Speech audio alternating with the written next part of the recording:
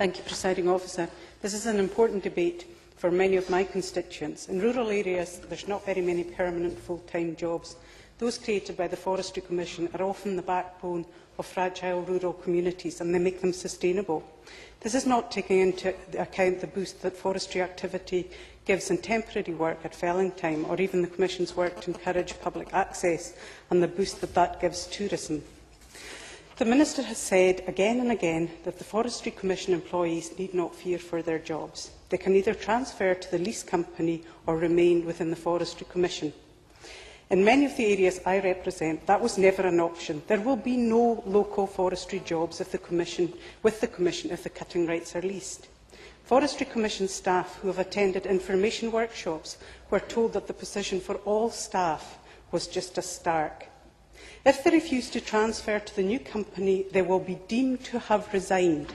No redundancy, no choice, no option. It isn't just Commission staff that are facing an uncertain future. Employees in the downstream industries, wood processors, sawmills, etc., are facing uncertainty too. These downstream industries need stability of supply in order to ensure there is enough wood to enable them to continue to operate. A private company with cutting rights will have no loyalty to these industries.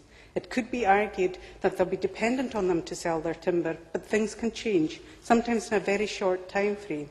However, the timescales we are talking about here make it impossible to predict what the economic position will be, or indeed what the needs of the industry will be. On today's figures, they are selling Scotland short. How short, time alone will tell. Cutting rights are not the only concern to the downstream industries. There is also concern about research and development of timber products.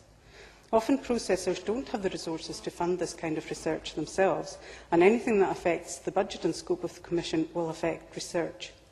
The uncertainty of this proposal has created and is causing problems now. A few weeks ago, I spoke to someone who worked in the processing industry, and they were telling me about an exciting new project that used Scottish timber in construction. The project is in the early stages of development. However, that development has now stalled due to uncertainty caused by those proposals.